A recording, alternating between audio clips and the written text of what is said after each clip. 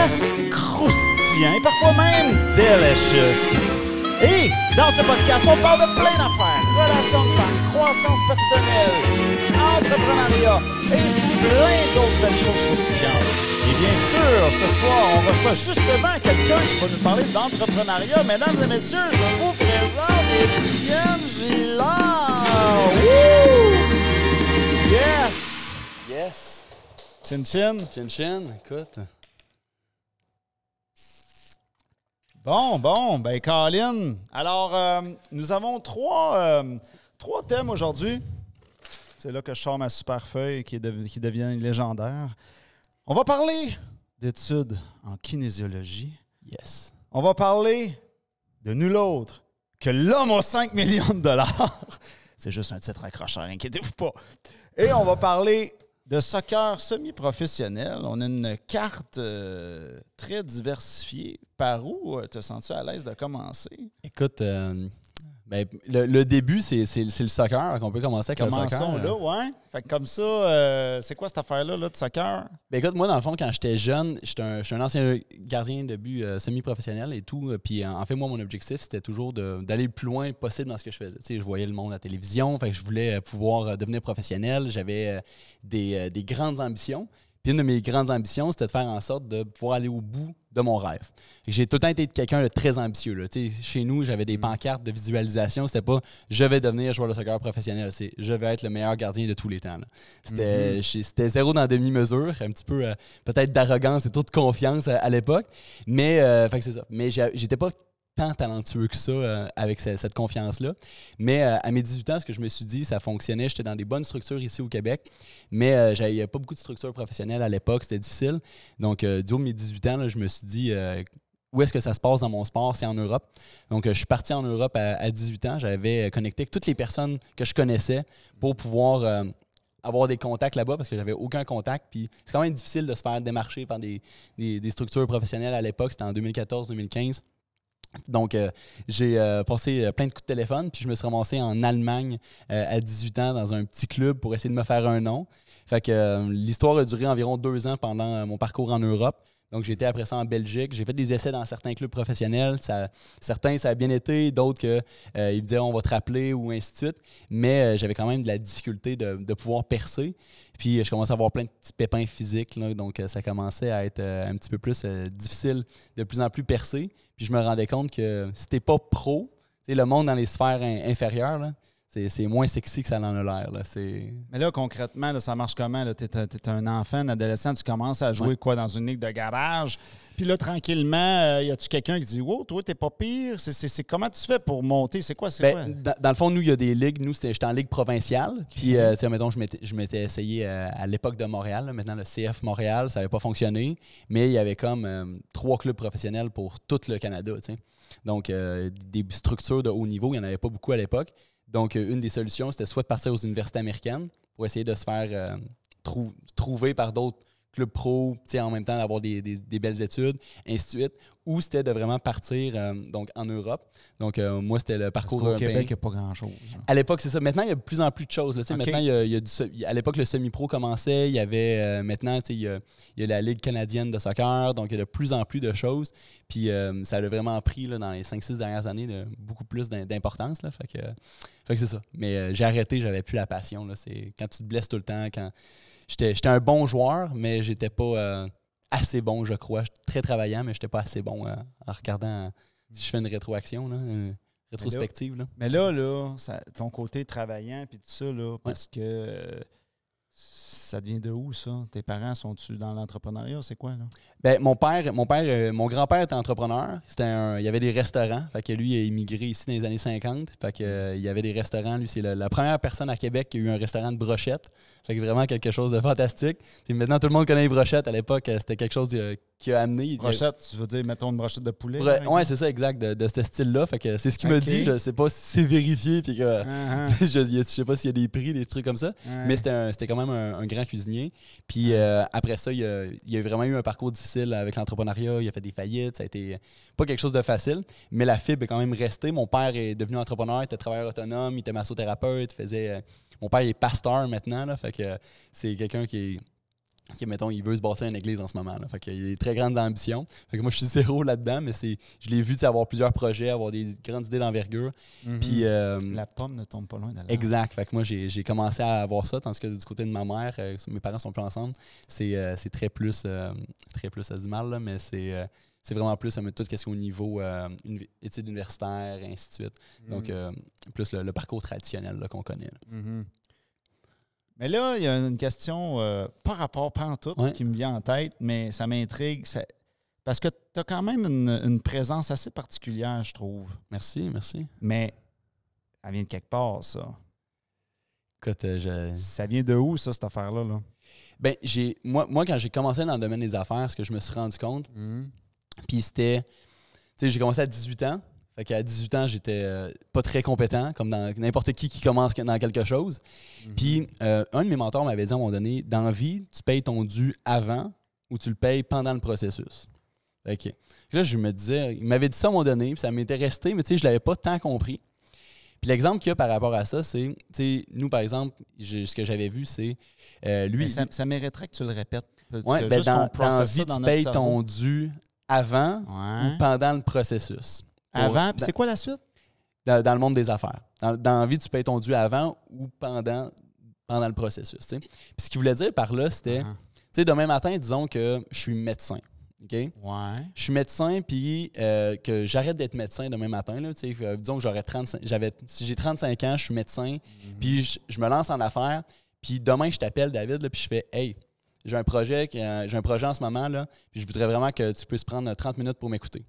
OK? » La majorité des gens, étant donné que j'ai un statut social important, que je suis considéré qu'une réussite, mettons, avec la sphère traditionnelle, le monde va beaucoup plus prendre de temps pour cette personne-là, parce que la personne est crédible. Parce que la personne, on le sait qu'elle a atteint quelque chose quand même d'important ou ainsi de suite. Puis les gens vont prendre le temps de l'écouter. Mais si tu as 18 ans et tu n'as rien fait, pourquoi toi, tu prendrais ton temps de m'écouter? Non, pour le temps que le jour où je vais avoir de ton temps, c'est que je vais avoir prouvé que je peux en avoir. Fait que je vais avoir à le prouver pendant le processus. Puis ça, pour moi, c'était une des choses que ce que je me suis rendu compte, c'était je me suis décomplexé de ne pas avoir de résultats. Puis je me suis dit, j'ai juste à investir en moi-même le maximum dans mes compétences pour devenir une personne de valeur. Parce que si tu es une personne de valeur, peu importe le projet que tu vas pouvoir faire, tu vas pouvoir apporter énormément. Donc, c'est là que moi, on pourrait dire ma quête sur le développement personnel ou de pouvoir savoir qui que je suis en tant que personne, de savoir mes forces, mes faiblesses, a vraiment commencé pour que je puisse avancer dans n'importe quel projet. Puis c'est ça. Fait que c'est un petit peu cette chose-là que je pense que... C'est ça qu'il y avait en arrière. Oui, ben, peut-être. je crois, mettons que je le regarde. Okay. Mais merci du beau compliment. Parce qu'avoir une présence comme ça prend quand même du temps. D'habitude. Tu es quand même jeune pour avoir une présence comme ça. Parce que des fois, il faut qu'on l'apprenne à la dure. Oui. Mais bon. C'était ma petite parenthèse.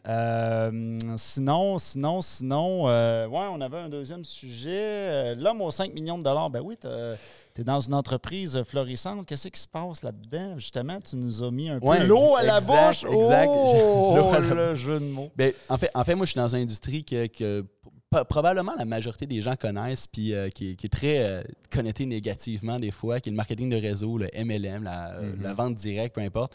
Puis moi, je suis comme je disais, je suis très décomplexé de parler de tous les sujets pas possibles. Puis en fait, moi, dans mon industrie, j'ai eu la chance dans pas mal les 2-3 dernières années d'avoir un super beau chiffre d'affaires, de vraiment grandir une belle entreprise, ainsi de suite. On a grandi ça en Europe, on l'a fait partout ici au Canada, ainsi de suite. Donc, fait que c'est vraiment, on a fait ça en chiffre d'affaires, fait qu'on est très fiers, là, ça augmente bien en ce moment. Puis c'est tout le temps une question de qu'est-ce que tu amènes sur le marché. Nous, on a 15 gammes de produits différentes, fait que c'est vraiment des brands qui sont différentes. Moi, mon produit, c'est ma bouteille d'eau filtrante que j'utilise tout le temps, qui va filtrer. Moi, je fais de la descente de rivière en canot, fait que c'est un produit qui fait partie de mon quotidien. Il y a des gens qui sont consciencieux de leur qualité de l'eau, du monde qui veulent pouvoir boire de l'eau sans fluor ou qui veulent pouvoir faire attention, peu importe l'endroit qu'ils sont. Donc ça, c'est un de nos produits qui est vraiment le fun. Là. Je bois de l'eau des flaques d'eau dans la rue avec ça. Là. Fait que c'est un des filtres sur le marché qui est les plus performants. Ben là, moi, je peux te questionner là-dessus parce que c'est sûr que ça m'intrigue. Ben oui, vas-y. Ben là, avant de connaître ça, on avait vu je pense la G-Straw, la Straw machin. La Live Straw, ouais. Ouais, c'est ça, la fameuse Live Straw. Ouais. Bon, puis, mais c'est quoi la différence entre ça et la Live Straw? Ben, en fait, la Live Straw, c'est plus pour un usage, on pourrait dire, rapide. Tu sais, mettons, si tu vas boire ta paille, tu vas le prendre pour un petit voyage, ainsi de suite. Tu sais, ça va filtrer entre 500 et 1000 litres d'eau. Okay, fait que ça dure plus longtemps, on pourrait dire que c'est la première différence. Quand tu dis ça, c'est quoi? C'est le truc blanc qu'il y a à l'intérieur? En fait, le filtre, c'est comme là, le filtre, en fait, ce que la bouteille, elle reste, tu la gardes tout le jour. Hein? Puis après ça, tu enlèves le filtre. Fait que c'est vraiment de quoi juste que tu vas La bouteille, c'est quoi? C'est une bouteille normale? C'est une bouteille qui est fournie parce qu'il faut quand même qu'elle soit adaptée. OK. Fait que tu vas juste enlever le filtre, ainsi de suite. Puis les gens tu fais juste toc. Oui, exact. Fait que tu renouvelles ton filtre environ 3-4 mois. Tu fais juste le brancher là. C'est facile de même. Exact. Fait que c'est vraiment le fun comme produit. Ouais. Fait que là, tu dis que ça filtre entre 500 et 1000 litres. Ça va être vraiment dépendamment de ton utilisation. C'est comme quand je bois de l'eau de flaque d'eau dans la rue, ben c'est un filtre, hein, fait que ça l'use plus. Puis comment tu fais pour savoir qu'il est dû pour être changé? Ça va être la capacité de succion. C'est la succion. Fait qu'à un moment donné, quand tu commences à sentir que ta mâchoire exact, que tu suctionnes à fond, là, c'est le temps de changer de produit. Là. OK. Ouais. Puis là, l'autre question qui tue, que je me demande avec ça, je suppose que tu t'en sers, toi, dans ta vie, dans ton quotidien, mais tu sais quoi tu fais? Tu fais-tu genre tout ce qui est eau, peu importe qu'elle vienne, mettons, tu achètes une bouteille d'eau au dépanneur, c'est quoi tu mets là-dedans? Tu passes tout là-dedans ou juste tu te dis tout ce qui peut être un peu douteux, comment tu le gères? Par exemple, moi, je voyage beaucoup.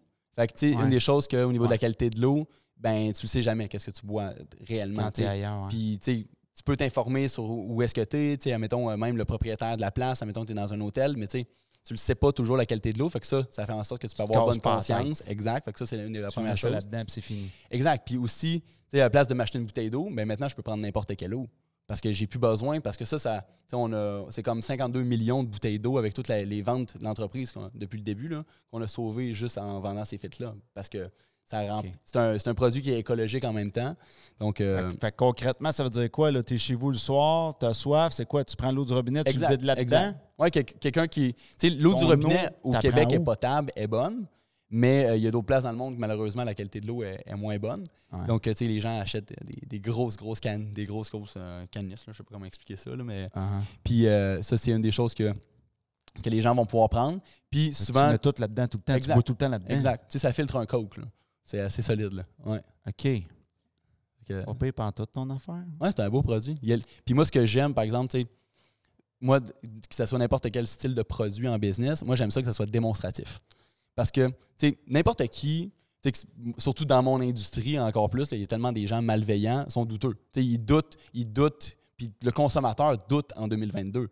Tout le monde en ce moment se dit, pourquoi je ferais affaire avec telle personne? Pourquoi j'achèterais tel produit? Tu sais, tout le monde est vraiment... En 2022, si tu leur mettrais Dieu devant eux autres, ils douteraient que c'est lui, exact. Si le vrai serait là. C'est ça. Tu sais, on est très sceptique, puis en même temps, je comprends le consommateur d'être sceptique, parce qu'il y a beaucoup de gens qui veulent prendre avantage, qui ne disent pas les vraies choses, ainsi de suite. Donc, quand c'est un produit qui est démonstratif, comme nous, mettons, il y a une éthique clinique, il y a des tierces parties qui ont parlé du produit, bien, ça fait que j'ai juste à démontrer le produit. Les gens le voient. Ouais, c'est facile à prouver. Là. Tu prends l'eau dans le... Exact. J'ai vu des vidéos. C'est ça. Puis là encore, j'ai du monde qui vont me dire c'est un montage, blablabla. Mais tu sais, à un moment donné... Oui, j'ai entendu la même affaire de mon bar. Tu n'as jamais passé à cette émission-là. Ah, c'est comme... Ouais, c'est... Ouais, là, m'emmener... C'est ça. Fait que tu sais, j'investis pas trop de temps à essayer de convaincre les gens. Tu sais, c'est démonstratif, les gens le voient. Fait que c'est comme... On passe à autre chose. Puis, comment t'es arrivé... Pourquoi ça? Comment t'es arrivé... Pourquoi ce produit? Comment tu es arrivé à dire je me pars là-dedans? C'est quoi? T'as-tu parti tout from scrap, de zéro? C'est quoi? Écoute, dans le fond, quand j'étais joueur en Europe, tu gagnes ta vie, mettons, je gagnais peut-être 1500$ par mois, de quoi de même, avec des primes de match, et ainsi de suite. Mais c'est pas sexy, là, la vie dans les petites ligues, là, comme je disais tout à l'heure, c'est comme... avant que tu gagnes bien ta vie, il faut quand même que tu aies un certain nom, ainsi de suite. Puis comme j'ai dit, en 18 puis 20 ans, il fallait que je fasse mon nom puis que je sois là.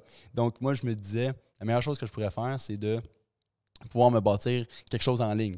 Parce que ça reste que faire des petits jobs, ainsi de suite, c'est dur, là. C'est dur. Je voulais pouvoir me concentrer sur mon sport. C'était vraiment ça mon focus. Puis à un moment donné, j'ai vraiment commencé là à faire en sorte, je me disais, je vais regarder les projets en ligne qu'il y a. Je vais regarder qu'est-ce qu'il y a comme opportunité. J'ai vu marketing de réseau, je voyais que j'avais pas besoin de trop investir d'argent. J'étais comme, OK, c'est quand même pas pire. Là, j'avais compris que, faut que je développe des compétences, faut que je devienne bon en communication, faut que je puisse avoir, dans notre industrie, une fois que tu as passé à travers tes amis, puis ils t'ont tous dit non parce qu'ils t'ont dit que c'était une pyramide, puis ils t'ont dit que c'est de la merde, ben, tu sais, il y en a beaucoup là, que c'est ça, tu sais. J'aime ça dire les vraies affaires dans le sens que il y a beaucoup de gens qui ont des idées préconçues, puis c'est pas pour rien des fois, puis il y en a qui ont vraiment raison, qui sont tombés sur du mauvais monde. Puis, c'était de commencer à travailler en ligne, comment générer des prospects en ligne, comment pouvoir avoir des bonnes discussions avec les gens, comment parler de tes valeurs, ainsi de suite.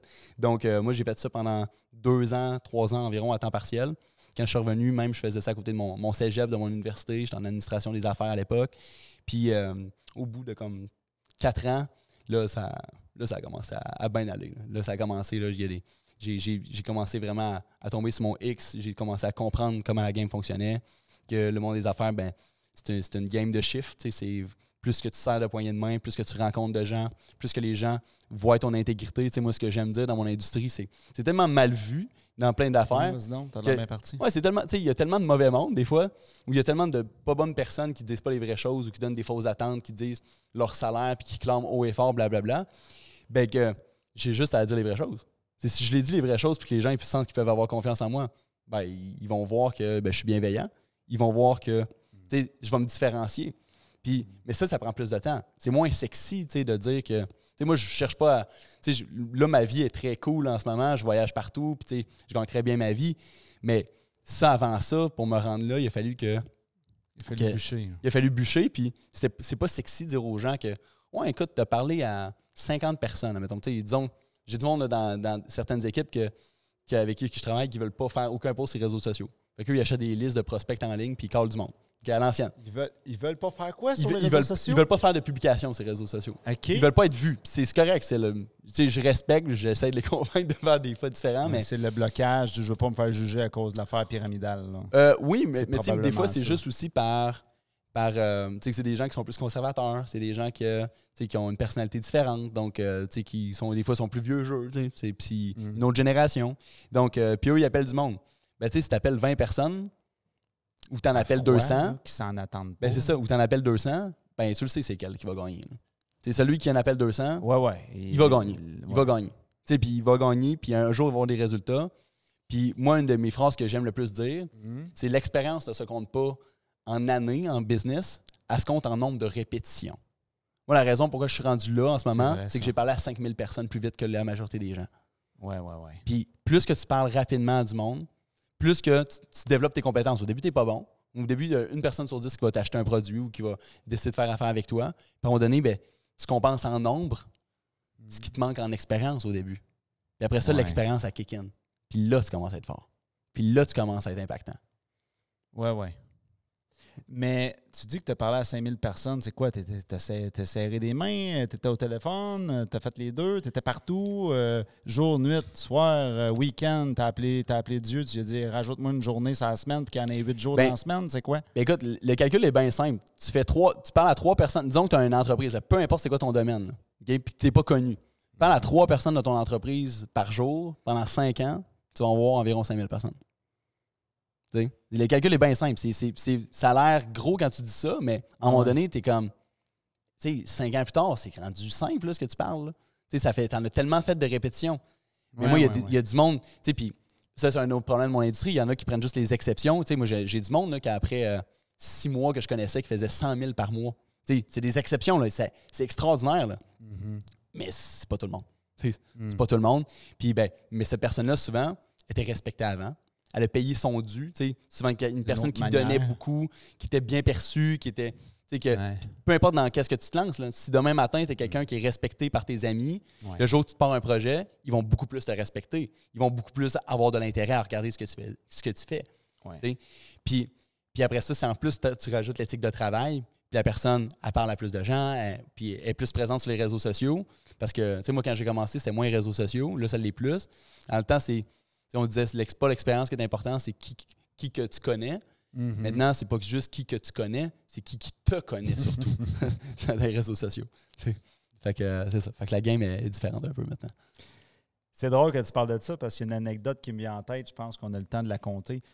Mais dans le fond, l'anecdote qui me vient en tête, c'est que je suis allé dans un party il y a quelques jours. Et j'arrive là. Puis il y avait 5 de mes clients qui étaient Wow. sur place, qui venaient pas des mêmes villes. Tu sais, c'était des gens qui venaient de villes différentes. OK. Là, j'étais comme, c'était, tu sais, hey David. C'était un meet-up David Fait Paré. que là, ouais, tu sais. Puis il y a un gars que je connaissais pas pantoute qui était là. Puis là, il vient me voir. Puis là, il me dit, hey, c'est vraiment bon ce que tu fais. Je vois tes vidéos sur TikTok, puis tout ça.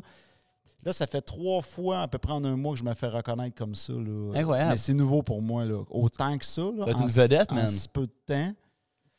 Puis après ça, il y a un autre gars dans le même party. Lui, je le connaissais pas pantoute. OK. Puis là, il arrive, puis il me dit, écoute, parce que moi, j'étais en train de parler avec 2 de mes clients. On était des gars croissance personnelle en feu. Totalement. Là, le gars, il vient me voir, il me regarde, puis il me dit, écoute, je te connais pas, mais je te trouve fascinant, puis je veux t'écouter. J'avais même pas parlé. J'étais comme, OK. Très cool. C'est particulier. Ouais, mais c'est une petite anecdote comme ça. Parce que tu te connais, exact. Parce que tu parlais de qui me connaît. Fait que là, c'était. Mais c'est sûr que ce qui a aidé, c'est que le propriétaire de la place, il avait parlé de moi déjà Totalement. à ses invités. Mais tu sais, j'ai trouvé le feeling était OK. Là, c'était un petit peu déstabilisant, tu sais. Ben oui, écoute, moi, c'est pas quelque chose qui m'est beaucoup arrivé, pour être honnête, mais tu sais, moi, ça m'est arrivé, admettons, tu sais, des fois, ça t'arrive c'est quelqu'un de ton industrie, ou quelqu'un de précis, que là, tu as une opportunité, puis que là, ça fait en sorte que les étoiles s'alignent beaucoup plus facilement. Ouais. Puis ben, c'est parce que tu as fait du travail de fond, puis que la personne, elle te voit sur tes réseaux sociaux, ces valeurs-là, ça correspond à moi, je veux la suivre, tu sais. Ouais, puis des fois, as-tu l'impression, je te dis ça parce que moi, ça m'est arrivé, mais as-tu l'impression, des fois, je sais pas moi, tu développes quelque chose ou tu fais des actions, puis bien des années plus tard, ces actions-là, il y a quelqu'un d'autre qui, parce qu'il voit ça, mais en réalité, les deux affaires n'ont aucun rapport, mais parce qu'il voit que tu as fait ça, je ne sais pas si tu me suis, je ne sais pas si c'est clair ce que je dis. C'est que tu as semé, dans le fond. Tu récoltes à un moment donné. C'est qu'à un moment donné, tu bâtis, tu plantais des graines. Exact. Fait que là, ça peut pas faire autrement que m'emmener, ça va peut-être partout. Puis des fois, c'est même pas business. Des fois, c'est juste la relation que tu bâtis. Ouais. Moi, j'ai une de mes... inspiré. Moi, ma première mentor, par exemple, c'est quelqu'un que, écoute, elle avait généré avec son mari de l'époque, en 4 ans, plus que 125 millions de ventes. Okay? C'est des légendes dans notre domaine. Dans notre domaine, ils sont très connus. OK, attends une minute. Là, là tu m'ouvres des questions.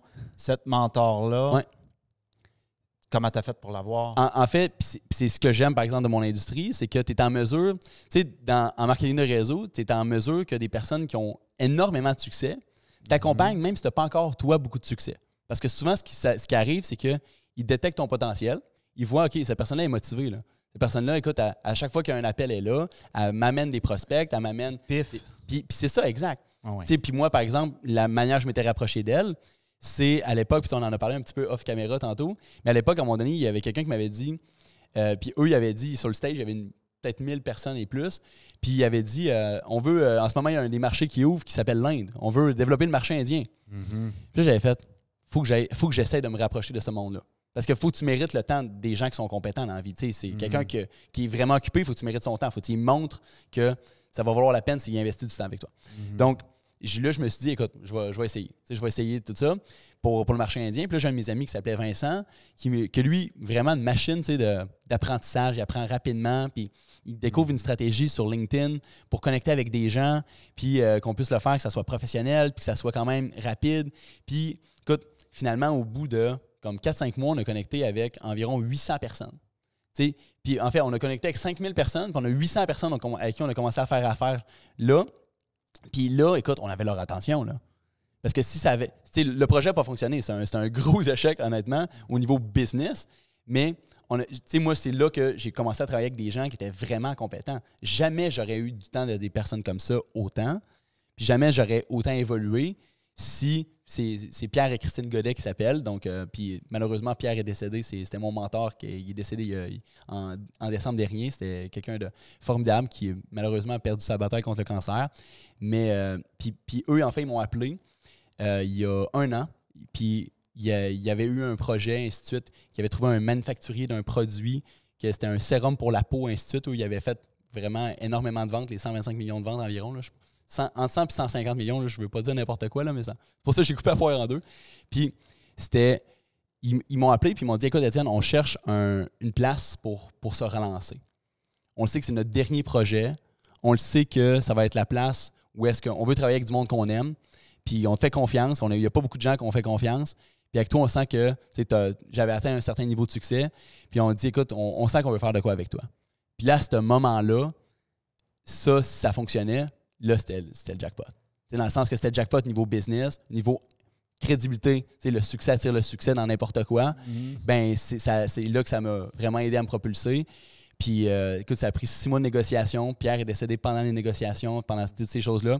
Mais juste avant qu'il décède, on venait d'avoir le oui. Fait que là, c'est là que c'est comme... 6 mois de négociation, c'est intéressant. 6 mois, oui. Ce sujet-là. Oui, ça a été... tout grand projet demande du temps. T'sais, nous, c'est un produit qui est pour la peau. Il y a 2 études cliniques. Nous, on a un conseil scientifique. Il y a toutes ces choses-là à regarder. Il y a tout ce qu'il y a à regarder au niveau business. Il y a la patience à développer. Moi, mon premier non-disclosure agreement à signer, que si tu parles, les gens, il y a un recours légal contre toi. À 24 ans à l'époque, c'est quand même, tu prends de...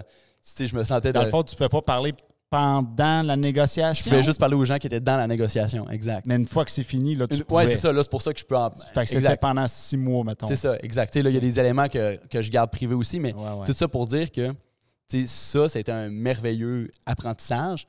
Mais cette relation-là, c'était mes mentors. Puis même pendant les années après, ils continuaient de me mentorer. Puis ce que je veux dire de récolter les fruits de ton travail, mais même de la relation, c'est que la raison pourquoi ils m'ont appelé, c'était qu'ils me faisaient confiance. Puis la business, c'est toujours de la confiance. Peu importe dans quelle industrie, si tu es bienveillant, à un moment donné, le monde, ils vont faire « Écoute, ouais, toi, on pourrait faire affaire ensemble. Puis je crois que c'est une des plus belles démarches de confiance de faire affaire avec quelqu'un. Parce que, tu sais, quand tu mets quand même beaucoup du tien quand tu travailles en business, puis c'est tout ton cœur, ton énergie, tes projets, ton futur souvent. Là, fait que c'était une belle démarche qui a été faite. Fait que c'est ça que je dis aux gens. Soyez patients. Moi, je ne savais pas que ça allait ramener ça. Mais... Tu as raison. Il faut être patient. Puis c'est drôle que tu parles de ça, de mentor et tout. Le timer. C'est drôle que tu parles de ça, le côté mentor et tout, parce que j'ai ma coach d'affaires qui va venir ici dans les prochaines semaines. Très cool. C'est qui ta coach d'affaires? Elle s'appelle Guetta. Guetta Natkarni. OK, je connais pas. Oui. Je trouvais qu'elle sortait du cadre. OK. Des fois, je cherchais quelqu'un qui... Je dis, crime... Tu sais, des fois, je sais pas si t'es comme moi là-dessus, là, mais moi, je regardais des affaires, des coachs Internet, etc. Puis je disais, je veux trouver quelqu'un que quand je l'écoute, que je fais holy shit, tu sais, genre, tu peux me coucher. Là. Tu sais, je voulais pas avoir le sentiment que quand moi je parle à quelqu'un, que c'est la personne qui finit par, tu sais, par se coucher. Tu sais, je veux moi apprendre. Moi, je veux aller plus haut. Puis elle, je trouvais qu'elle amenait des. Elle a une façon d'expliquer les choses puis de voir les choses que je faisais comme OK. Tu sais, j'avais l'impression que les autres, ils disaient tourne à droite, tourne à droite, tourne à droite, puis qu'il y avait comme OK, il faut tourner à droite. Puis elle arrive, c'est possible de tourner à gauche. OK, je ne savais même pas qu'il y avait une deuxième possibilité. Ah ouais, elle m'a fait un peu cet effet-là. Fait que là, j'ai commencé à la suivre. Mais c'est ça me faisait penser à ça, ton histoire. Puis quand tu dis, c'est le fun, parce que quand tu dis être patient, je pensais pas que j'aurais eu la chance de l'avoir ici parce qu'elle, d'habitude, elle faisait pas ces trucs-là. Ouais, tu sais, mettons que de l'avoir, c'est la seule, elle faisait du groupe et tout ça. Okay. Mais, ouais. Puis, son côté rayonnante, tu l'as toi aussi, ce côté rayonnant-là. Merci. Mais ça paraît que tu as fait beaucoup de croissance personnelle. Merci. Tu arrives et tu es comme un ange de lumière. Un ange de lumière. C'est bon. Mon père aimerait l'expression en tant que pasteur. Oui, bien, le pire, c'est que je dis pas ça parce que je suis nécessairement full croyant, mais je suis un gars qui parle beaucoup avec des images. Ouais. Puis tu as étudié en kinésiologie aussi. Oui, bien, en fait, j'ai été 2 ans en administration. Je me suis concentré pendant 1 an et demi sur ma business. Ça allait hyper bien. Puis, à un moment donné, j'ai pris la décision de commencer en kinésiologie parce que je vendais... Nous, on a un brand qui est plus des suppléments, ainsi de suite et tout. Puis, j'aime que les gens prennent des suppléments, ainsi de suite. Moi, je suis dans le sport, je connais bien ça. J'en prends, je suis un consommateur. Puis, mais j'aimais pas que les gens pensent qu'un supplément fait la job. Fait la job pour avoir la shape qu'ils veulent ou pour être en santé et tout. C'est un tout. T'sais, dans n'importe quoi, c'est très... ton style de vie ne peut pas être remplacé par une pilule. Tu vois? Donc, puis pour moi, ça, c'était je commençais à aider les gens avec des conseils et ainsi de suite. Puis j'avais des formations d'entraîneur, j'avais certaines choses. Puis à un moment donné, là, je commençais... j'ai une deuxième business qui s'appelle Just Be Fit, qui est avec une nutritionniste, donc qui est une fille à qui je suis allé à l'école, puis tout ça. Puis on accompagnait le monde. Puis là, à chaque fois qu'il y avait des conseils plus médicaux et tout, j'engageais un kinésiologue, puis qui était un consultant qui m'aidait, qui croyait au projet, qui s'appelle David. Puis David Larose. Beau nom, ça, je trouve. Oui, très beau nom, très beau nom. Fait que David Larose, puis lui, il était au doctorat en kinésiologie à l'Université Laval. Puis c'est ça. Fait que, il m'aidait, puis vraiment, un bon gars. Puis là, je me suis dit, pourquoi je n'essayerais pas d'y aller, peut-être à temps partiel, juste voir ce que je fais. Je me dis, si je suis sérieux, mettons, j'investis 3 heures, 4 heures par jour, je me dis, je suis capable de compresser mon temps dans la vie. Puis il y a une phrase de Jordan Peterson que j'adore qui dit dans ta vingtaine, tu devrais savoir où ta limite. Puis il dit, au niveau fitness, au niveau business, au niveau gestion du temps, tout. Puis à ce moment-là, ça m'a vraiment rentré dans la tête, puis ça a fait, je sais pas où ma limite. J'ai travaillé hyper fort, j'ai des beaux résultats avec mes trucs. Et lui, il veut dire quoi? Limite de quoi? Limite de gestion de l'horaire? Limite ta limite personnelle. Physique, ta limite personnelle. Ta limite, en fait, sur tous les aspects de ta vie. Okay. Dans le sens que c'est le fun quand tu sais où ta limite. Quand tu la connais, je pense que tu es capable de beaucoup plus la respecter puis de reconnaître, de faire « Ouais, ce pattern-là, là, non. Genre, ça, c'est pas bon. » Puis... Puis au niveau affaires, c'est le fun, c'est quantitatif souvent. C'est OK, le nombre d'heures que tu as mis, c'est combien d'énergie tu as mis, combien d'argent, ces choses-là. Fait que il y avait ça. Puis là, je me suis dit, je vais continuer à investir en moi-même. J'ai des clients, à la place de tout le temps aller chercher de l'expertise ailleurs, pourquoi pas moi devenir encore plus une personne de valeur pour mes clients. Puis oui, être bien entouré, mais ça reste que, faire en sorte que moi, à 24 ans, c'est peut-être encore le temps là, que j'investisse dans mes compétences puis dans mes formations. Puis, en fait, c'est tout le temps le temps, là, mais tu voyais ce que je veux dire. Tu es en avance. Puis, fait que là, ce que je me suis dit, c'est je vais essayer. Fait que je me suis inscrit. Puis, à ce moment-là, la business allait bien, ainsi de suite. Mais je vivais une période qui était plus difficile. Puis c'est pour ça que je me suis dit, il faut que j'essaye. J'ai un de mes amis qui était en train, il a 24 ans à l'époque, en train de se battre contre le cancer. Puis, écoute, du jour au lendemain, on apprend qu'il a le cancer. Il y a plein de masses cancéreuses dans le dos. Il perd l'usage de ses jambes. Sa moelle épinière est comprimée. C'est une situation horrible. Puis c'est mon ami Thomas. Puis Tom, à un moment donné, je l'ai vu. Puis je me suis dit... Puis il me dit, man, let's go. Là. Il fait juste le faire. C'est pas le gars qui parle beaucoup, mais c'est le gars qui, quand il dit quelque chose, t'es comme, ouais, pourquoi pas, man? Pourquoi pas je l'essayerais? Puis au pire, je me pèterais la gueule.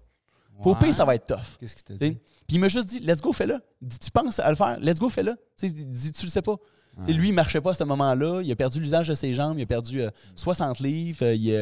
On pensait qu'il y a 9 cas dans le monde de son cancer. Il marchait avant. Il pensait qu'il y avait une bursite dans le dos. Il s'est ramassé que le jour de sa fête, le 28 décembre, il se fait apprendre qu'il y a le cancer. T'sais? C'est genre toute chimiothérapie, radiothérapie, tout. Mais attends une minute, là. Avant qu'il y ait le diagnostic, c'est quoi tu disais? Ça a été quoi son premier symptôme? Lui, un truc dans le dos? Oui, il avait mal à une jambe. Sa jambe était comme plus... Il y avait comme plus de force dans sa jambe. OK. Ça a commencé comme ça? Oui, comme juste plus de force. Puis, tu sais, c'est un gars, c'est un ancien joueur de soccer qui a failli jouer pro. Il a joué à Ottawa, un haut niveau. Il avait fait des essais pour l'équipe canadienne de soccer à l'époque. Vraiment un gars hyper en forme, un athlète de CrossFit. Vraiment, il a tout, le gars. Là. Super beau bonhomme, tout ça. C'est une machine. C'est une machine. Honnêtement, c'est un de mes amis que je suis prêt à dire que c'est une machine. Okay. Puis du jour au lendemain, il y a ça qui se passe. Puis quand il dit de quoi, puis là, t'es comme... Puis il parle pas beaucoup déjà, que quand il est très influent parce que il prend soin du monde, il est vraiment bienveillant avec le monde. Puis il me dit, man, let's go, fais juste le faire. Là, j'ai fait, bon, écoute, je vais l'essayer. Mais ça, c'est quelque chose que j'ai remarqué, soit chez les gens qui ont été très malades, ou chez les gens qui sont peut-être sur le bord de la mort, ou qui ont vécu de quoi de genre, ou qu'un proche, tu sais. Exact. Souvent, ils sont en mode, exact. Pas le temps de niaiser. À la fin, on finit tout dans le tombe, là, tu sais. Fait que ce discours-là, il revient, je trouve. Totalement. Le gars de m'emmener... 100%. Puis ce qui est inspirant de mon ami, c'est que il y a 2 jours, il m'a envoyé une photo. Il a fait 100 km de vélo avec une équipe professionnelle de cyclisme. Le gars, là, il a tout repris. T'sais, il a repris, je suis allé voyager en Grèce pendant 1 mois avec. Il s'en est sorti. Il s'en est sorti. OK, il s'en est sorti. remonté à la pente. Il y a encore les masses. On ne sait pas ce qui va se passer avec ça. Puis, écoute, faisons en sorte que, peu importe les croyances, en espérant que tout reste comme ça. Puis c'est quelqu'un de fantastique. Puis écoute, là, il y a la femme de ses rêves, il y a la job de ses rêves, il gagne bien sa vie. Écoute, il est en forme. Puis, on est allé voyager 1 mois en Grèce, tout ensemble, les 5-6 chums, tout. Puis, tu sais, même là, c'est des occasions que tu te rends compte que, tu sais, man, genre, quand il m'a appelé, puis il m'a fait, « Hey, serais-tu partant qu'on part pendant un mois, puis que, let's go, on regarde pas, là, on arrête de penser à nos carrières, puis au futur, on fait juste avoir du fun. » Puis c'est comme, quand t'es entrepreneur, t'es comme, j'ai fait, puis, en fait, j'ai douté pendant 1 minute, j'ai fait, si je le fais pas là, tu sais, je pense que ta santé est rendue correcte, mais ça reste que ça te fait prendre conscience que l'instant présent est important. Ouais. Puis ça te fait prendre l'action que, genre, si, tu sais, je sais pas moi ce qui va me passer demain. Là. Pourquoi je vais pas essayer? Puis quand je repense à la phrase de Jordan Peterson qui dit va savoir où ta limite, fonce, puis fais-le, puis au pire, tu te réajusteras. Fait que c'est pour ça que je me suis inscrit en kinésiologie, si j'utilise les bons mots. OK. Quand tu as dit, là, 1 mois, il y avait de quoi de bon là-dedans, là? Ouais. Attends une minute, là, je vais processer ma question, là. Est-ce que cette hésitation-là, est-ce qu'elle venait de, ben là, j'ai une machine à faire rouler, ou c'était indépendamment de l'argent? Ce que je veux dire par là, c'est c'était-tu genre, ben là, je vais m'emmerder en vacances. Est-ce que, tu comprends-tu ma question? Ouais. Ben, en fait, tu sais, moi, mettons, on est rendu, tu sais, dans mon industrie, c'est ça qui est le fun.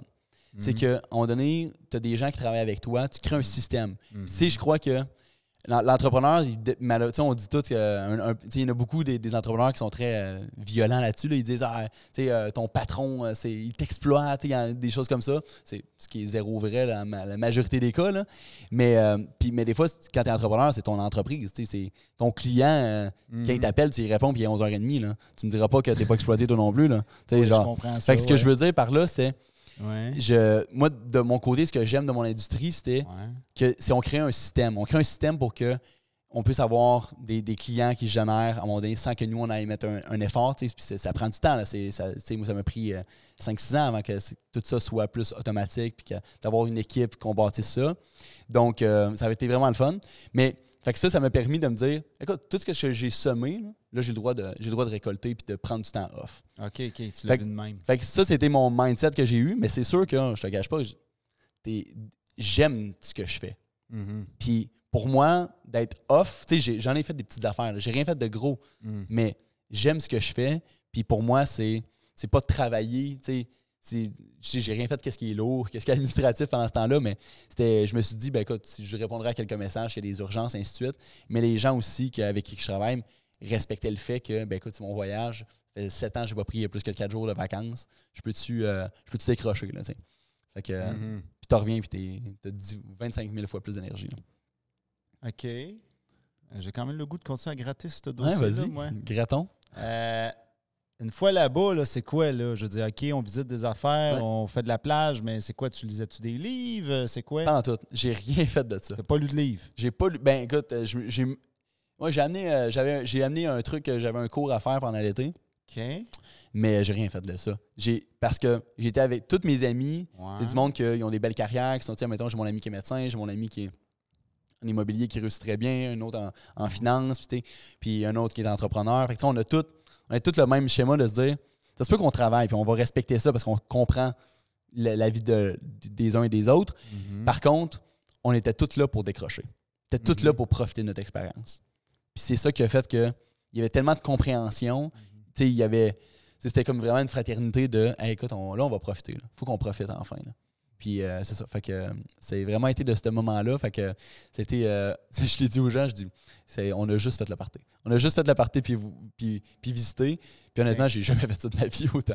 Puis probablement, je vais pas le refaire de cette manière-là autant dans ma vie. Mais c'était une expérience que j'étais content, que je suis vraiment content d'avoir vécu. Super ça. Puis qu'est-ce que tu peux nous dire sur la vie personnelle? Tu prends-tu le temps pour ça? Tu n'as pas la tête à ça? Ou tu veux pas parler de ça? Ou... La vie personnelle, écoute, c'est... là, t'as vu mon soupir. Écoute, c'est sûr que, tu sais, là, en ce moment, je suis étudiant. Là, j'étais à temps plein, je suis rendu à temps partiel, étant donné de la croissance de mes projets. Mais maintenant, vraiment, ce que j'investis plus, c'est vraiment de regarder vers la vie ou qu'est-ce que je vais avoir pour le futur. Tu sais, mettons, de penser à commencer à regarder pour ma famille, pour regarder, tu sais, là, par exemple, je pars en voyage avec ma mère. Donc, finalement, tu sais, j'ai gagné un voyage à Tahiti, toutes dépenses payées. Fait que là, à la place d'amener... mettons, ma blonde ou quelqu'un d'autre. Tout ça, j'invite ma maman parce que je veux pouvoir passer du temps avec. Tu sais, ça a été ma première cliente, puis ça va être ma dernière cliente. Ah ouais, elle était la première cliente? Ouais, écoute, elle m'a fait confiance, elle m'a acheté de... non, ça n'a pas été ça, c'était un sérum pour la peau à l'instant. Ah ouais. Mais tu sais, c'est ça. Fait, bref, tout ça pour dire que... Tu sais, elle m'a fait confiance, puis j'ai juste fait, tu sais, pour tout ce que tu as fait pour moi. Mais je t'ai étonné de ça. Ben, étonné. D'une certaine façon, je t'ai étonné qu'elle ait été ta première cliente. Pourquoi? Ben parce que d'habitude, nul n'est prophète en son pays. D'habitude, notre famille et les gens autour sont les derniers clients. Oui, ben, je te dirais, moi, j'ai eu, autant que j'ai bien des amis qui m'ont jamais encouragé, puis que maintenant, c'est comme, il arrive un moment quand tu as plus de réussite que c'est cool de t'encourager. C'est cool d'être associé de, je viens d'y acheter un produit, je l'aide. C'est quand tu as plus de réussite. Mais au début, c'est pas cool d'aider son ami, ainsi de suite. Mais tu sais, je pense à mon ami Thomas. Ben, mon ami Thomas, Tom, c'était le gars qui me disait, « Hey, t'as-tu besoin d'avoir un produit? Là? Je suis en train de regarder pour des trucs fitness. » Tu sais, c'est lui qui s'offrait. C'est ça, ce monde-là, ça a une valeur inestimable là, quand tu commences à avoir ton entreprise. Là. De, « Hey, écoute, j'ai une personne, que ce soit ma mère, hey, j'ai une personne que je connais qui aimerait peut-être ça avoir tes produits. Tu pourrais-tu envoyer la documentation? » T'sais, des trucs de même, hey, t'as-tu un rabais là, qui s'en vient de tel produit ou t'as-tu ça? T'sais, mon père, même chose, qui est vraiment tout le temps en train de. Mon père était dans mon parcours, maintenant il est dans mes équipes. Donc il travaille avec moi. Tout ça. C'est particulier, ouais, ça. C'est vraiment cool. Ouais. Avec ton père. Ouais, il travaille dans mes équipes, fait que c'est moi qui ai le leadership un peu plus. Fait que tabarnouche, qui est un peu sous tes ordres, entre guillemets. Ouais, de pas loin un peu. Là. Ouais, c'est ça, mais pas vraiment parce que tu sais, dans notre quotidien, dans notre industrie, il n'y a pas de patron. Notre phrase QQ, c'est on est tous des travailleurs autonomes. Là. Ouais. Fait que c'est indépendant, mais jamais seul. Fait que ça, c'est la phrase. Ça, c'est la phrase QQ. Là. Ouais. Ça me fait rire à chaque fois. Mais fait que c'est ça. Fait que, on a des trucs qu'on a travaillé ensemble, ainsi de suite. Mais là, il est moins focus, il est plus focus sur ses projets donc religieux. Mais, c'est touché, ça, travailler avec notre père ou nos parents. C'est touché. C'est des très beaux défis. C'est Ouais, des très beaux défis. Ouais. Donc, mais c'est vraiment... fait que j'ai quand même un entourage qui m'a supporté. Mais autant que j'ai des... Moi, j'ai eu un jeu d'alcool à un moment donné sur le nom j'avais un groupe Facebook qui s'appelait Just Be Better. Puis j'avais des gens qui... Je repasse à ça, ça me fait rire. Mais à ce moment-là, ça blessait. Là. Mais j'avais des vidéos, puis à chaque fois dans mon groupe Facebook, j'avais comme... je sais pas, 5-10 000 personnes dans mon groupe. Là. C'était un groupe qui avait quand même pris de l'ampleur. Puis à chaque fois que je disais, ma phrase, c'était « Just be better ».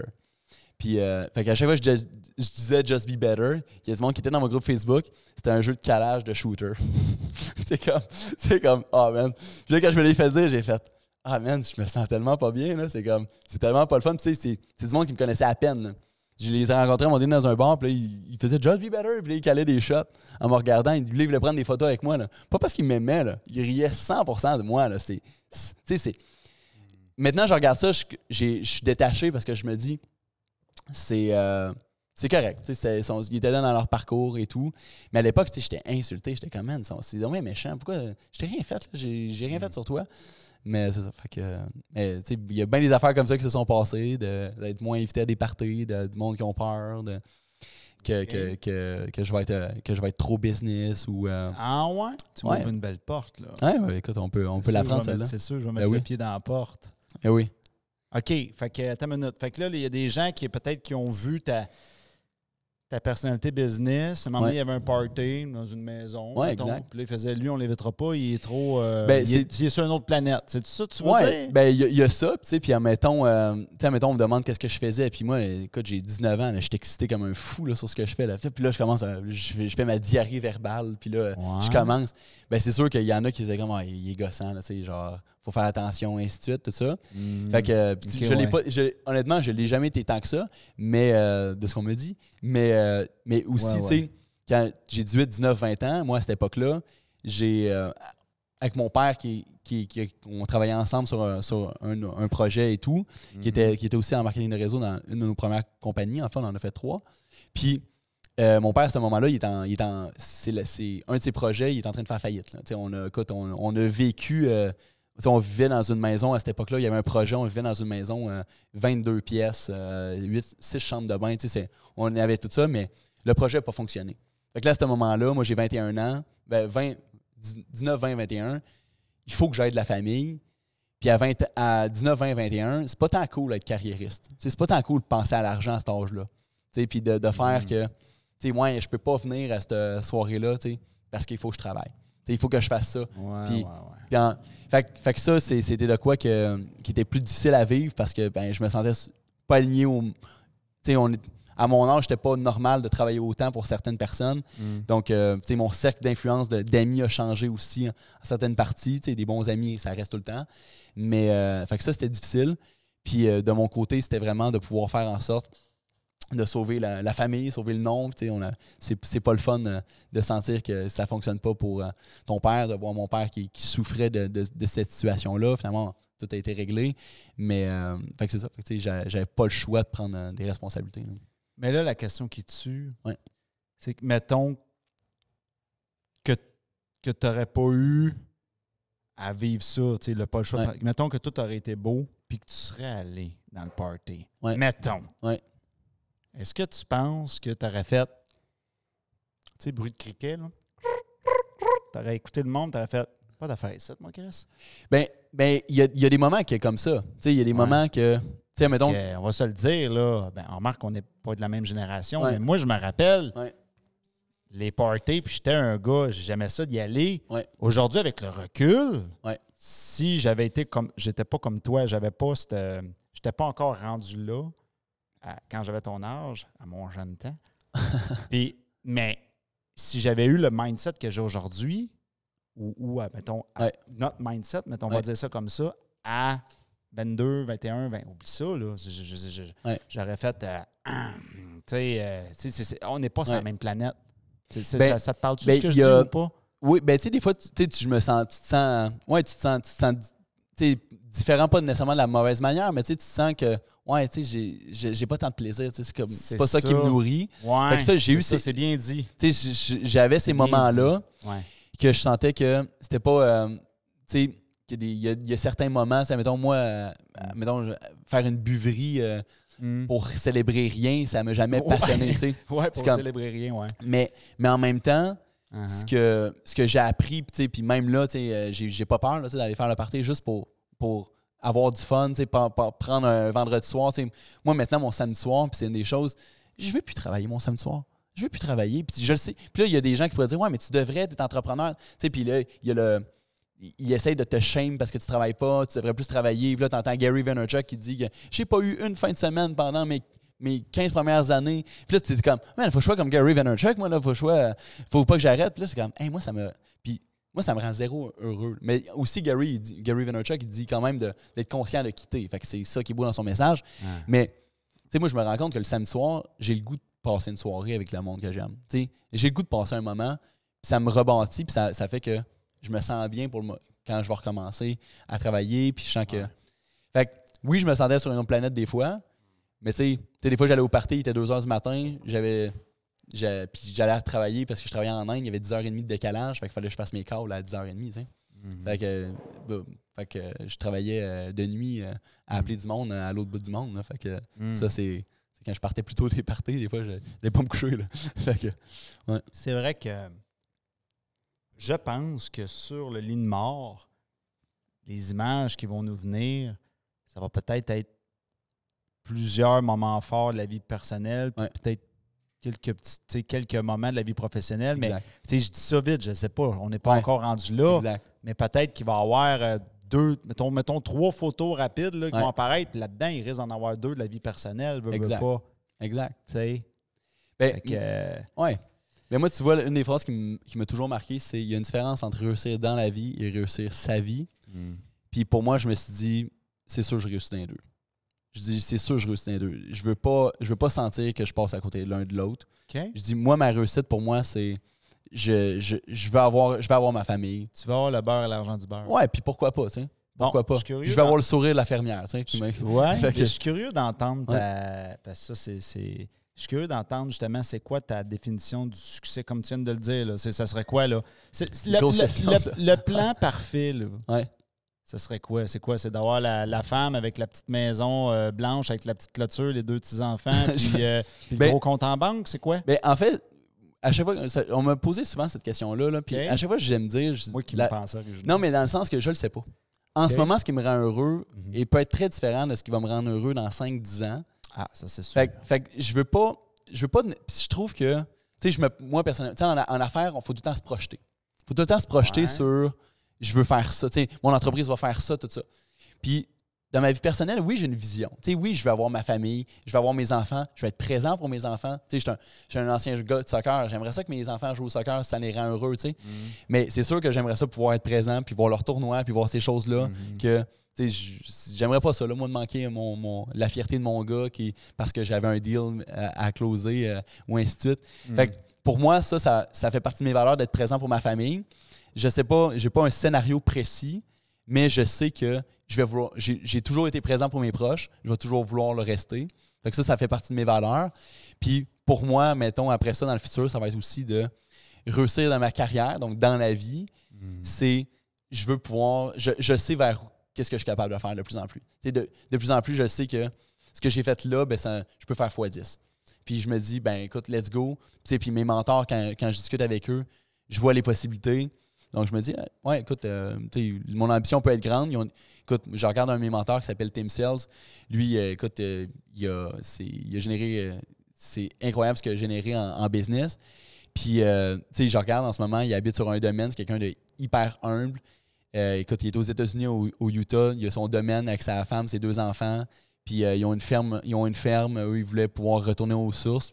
Puis écoute, l'autre jour, on était à Orlando, il venait de parler devant plus que 1000 personnes. Puis il dit, ouais, là, il faut que je retourne demain matin parce qu'il faut que j'aille faire traire mes chefs, tu sais.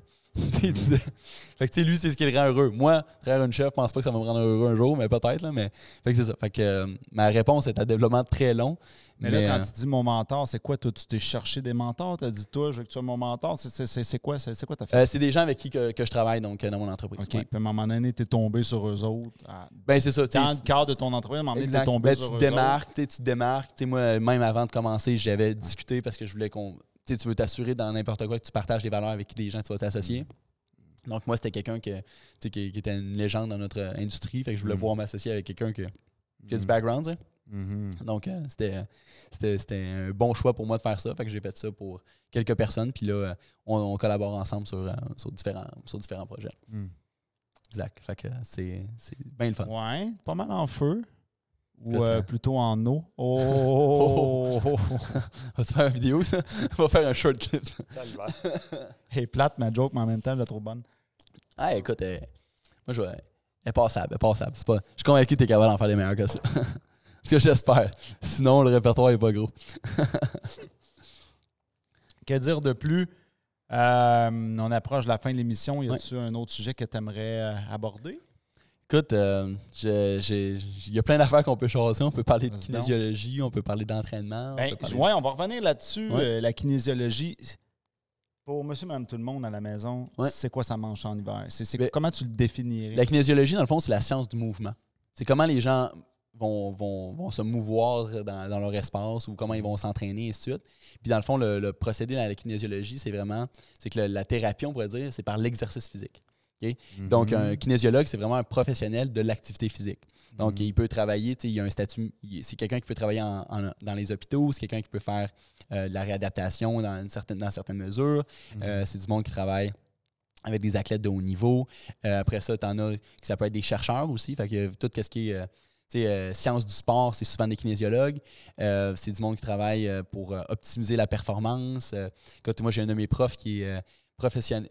Elle est professionnelle dans tout ce qui est biomécanique, mais au niveau de la marche. Fait qu'elle accompagne des gens au niveau de Compostelle, puis elle regarde leur patron de marche quand il y a ça. Il y en a qui c'est au niveau physiologie du sport, comment quand tu fais certains styles d'activité physique, ou par exemple, il était démontré, là, c'est vraiment intéressant, des gens quand ils courent à côté de certaines certaines places où il y a tant de voitures qui passent à telle heure. Fait que c'est vraiment, ça va être ça les effets sur leur santé parce qu'ils vont inhaler beaucoup, mettons, de gaz ou vraiment. Fait qu'il y a plein de choses comme ça que c'est vraiment vaste comme domaine. Donc, ça peut être juste. Fait que c'est vraiment super intéressant de voir tout ce qui est possible avec ça. Ça peut être autant, il y a du monde qui vont faire plus dans le fitness. Et donc, ça donne vraiment des bases là-dedans. Puis souvent, tu vas te spécialiser dans un domaine. Puis, comme nous, admettons, avec ma partenaire nutritionniste, Camille, on est vraiment tout ce qui est au niveau du développement des saines habitudes de vie. Fait que, nous, notre entreprise, on maximise à 10 clients par mois. On ne veut pas en prendre plus pour l'instant, étant donné la croissance de mon autre business. Mais nous, ce qu'on fait, c'est qu'on va accompagner les gens vraiment, au niveau de la nutrition, au niveau de l'entraînement, au niveau du stress, au niveau de toutes les habitudes. On s'en va chercher d'autres professionnels s'il faut. Puis, on va les aider à atteindre l'objectif, c'est que un mode de vie sain et actif, pas juste une perte de poids. Une perte de poids, souvent, c'est l'effet secondaire des saines habitudes de vie ou la prise de masse musculaire, c'est la même chose. Donc, après ça, il y a toujours des composantes à regarder là, parce qu'il y a des gens qui ont de l'obésité, mais qui ont des problèmes de santé, des choses comme ça. Fait que c'est important de rester critique par rapport à ça. Mais c'est ça. Fait que nous, c'est vraiment c'est un domaine qui me passionne. C'est vraiment une passion que j'ai pour ça. Là. Donc, c'est vraiment le fun de pouvoir accompagner des gens. Ça paraît. Merci. Souvent, les gens, tu dois te faire demander souvent comment perdre du poids. Ça doit être la question. C'est la grosse mode. Oui, exact. Moi, il faut que j'en gagne. Écoute, on n'est jamais... la dysmorphie corporelle là, qu'on appelle, là, c'est l'image que tu vois dans le miroir, souvent, tu te vois... j'ai des amis qui, écoute, sont shapés comme des bœufs, puis ils se voient comme s'ils pesaient 135 livres. Là. Genre, ils sont immenses. Là. La dysmorphie corporelle, donc qui est le fait il y a une partie psychologique, une partie ce qu'on est vraiment. Oui, exact. Fait qu'il y a ça, mais la perte de poids, la prise de masse musculaire, souvent c'est les mêmes questions qui reviennent beaucoup. Puis on le voit sur les réseaux sociaux, ça soulève les passions aussi. Là, fait que il y a beaucoup d'opinions, et ainsi de suite. Mais moi, ce que j'aime quand je discute d'un sujet comme ça, c'est vraiment de me baser sur la science qui est probante, les évidences scientifiques, puis toutes ces choses-là pour... Il y a du monde qui ont fait des recherches que, lisons-les, les recherches. Qu'est-ce que ça dit? Il n'y a rien qui est tant simple que ça dans la vie. Oui, juste courir, ça a l'air bien compliqué. Hein? La façon de mettre le pied et tout ça, il y a tout un art juste là. On peut pas juste pas se casser la tête, faire n'importe quoi. Là. En fait, puis il faut faire attention aussi, de l'autre côté, il y a beaucoup d'exercise shaming. Fait que de dire que, la personne, ce que tu veux, là, puis, mettons, là, disons que je te dis de faire une flexion du coude d'une telle manière, OK? Mais là, que la meilleure manière que ça serait de le faire d'une telle manière. Là je n'ai pas un exemple précis, mais mettons l'élévation latérale. Là, il y a des gens qui disent qu'il faut que tu mettes le poids de telle manière. Il faut que tu lèves le coude avant le bras. Il faut que tu fasses ci. Il ne faut pas que le poids soit trop loin. Il faut que tu le fasses avec une poulie. Il ne faut pas que tu le fasses avec un poids parce qu'il ne faut pas trop que tu balances. Puis, en fait, oui, c'est vrai, ça peut tout le temps être mieux. Ta course, ça peut tout le temps être mieux. Okay? La majorité du temps. Mais si ça te bloque tellement parce qu'on t'a tellement dit qu'il faut que ta technique soit parfaite, tu le feras pas. Fait que fais juste commencer. Puis oui, tu peux tout le temps être optimisé. C'est comme, tu sais, en business, tu peux tout le temps mieux parler. Tu peux tout le temps avoir plus de connaissances. Mais si tu commences pas, tu le feras jamais. Fait que moi, c'est une des choses que mes clients, moi, je vais m'organiser pour pas qu'ils se blessent, là. Pour qu'ils fassent la technique, puis qu'ils fassent un exercice d'une manière qu'ils vont pouvoir le faire sur le long terme. Puis, d'amener les correctifs pour que ça reste sain pour eux. Mais ça reste que, même pour la course, la science, elle évolue tout le temps. Dans le temps, on disait un certain type de soulier, c'est mieux. Là, on disait que c'est ci, là, on disait que ça. Là, il faut changer. Là, ça évolue. De plus en plus, il y a de la clarté parce qu'il y a de plus en plus de gens qui pratiquent l'exercice physique. En tout cas, c'est ce qu'on veut. Mais c'est ça. Fait que faut faire attention de ne pas faire du exercise shaming, de faire en sorte que les gens se sentent mal quand ils s'en vont au gym. Il y en a vraiment qui font n'importe quoi au gym, mais au moins, ils sont au gym. Au moins, monsieur, madame, tout le monde, là, quelqu'un qui veut grossir ou qui veut maigrir. Moi, ce que je trouve mélangeant en tant que, on va dire, de même consommateur, là, client, là, Chris, là, moi, je vais voir qui? Là? Je vais-tu voir un médecin? Je vais-tu voir un kiné? Je vais-tu voir un coach de gym? Ça finit plus. Ouais. C'est comme, c'est qui... fait qu'à un moment donné, tu ne sais plus. En fait, au niveau de la nutrition, c'est sûr qu'un nutritionniste, ce qui est bien, c'est que tu as un ordre professionnel en arrière. Okay? Fait qu'un ordre professionnel amène quand même beaucoup de sérieux.